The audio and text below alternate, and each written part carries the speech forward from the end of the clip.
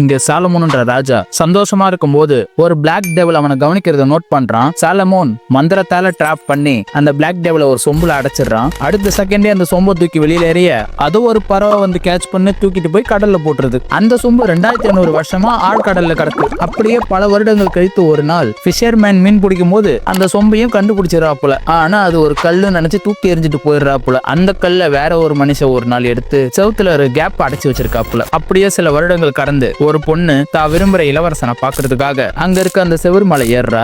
ஏறும்போது சப்போர்ட்டுக்காக அங்க இருக்க கல்லை வந்து பிடிக்கிறா. அப்ப அந்த கல்லும் கையோட வந்துருது. அந்த கல்லும் கீழே விழுந்த உடனே அந்த கல்லுக்குள்ள ஏதோ தங்க மாதிரி மின்னு இருக்கு. அதான் அந்த பொண்ணு வீட்டுக்கு எடுத்துட்டு போய் கிளீன் பண்ணிட்டு இருக்கா. கிளீன் பண்ண அந்த சொம்புல இருக்க ஜார் ஓப்பன் ஆகி அதுக்குள்ள இருந்த அந்த ஜீனி வெளியே வந்துருது. அந்த ஜீனியும் அந்த பொண்ணு கிட்ட உனக்கு 3 வரம் கொடுக்குற, உனக்கு எந்த வரம் வேணும்னு சொல்லி கேட்க அந்த பொண்ணு தான் காதலிக்கிற இளவரசனே கல்யாணம் பண்ணணும்னு கேட்கறா. அந்த ஜீனியை அந்த பொண்ணோட முதல் ஆசை நிறைவேற்றுது. ஆனா அந்த அரண்மனையில இருக்கிறவங்களுக்கு அந்த பொண்ணு அந்த இளவரசனை கல்யாணம் பண்ணிக்கிட்டு பிடிக்காதனால அந்த பொண்ணுக்கு விஷத்தை வச்சிடறாங்க. அந்த பொண்ணு இறந்து போயிடுறா. மீதி 2 வாரத்தை அந்த ஜீனியால் நிறைவேற்ற முடியாம குட்டில வச்சு அடைச்சிடுறாங்க.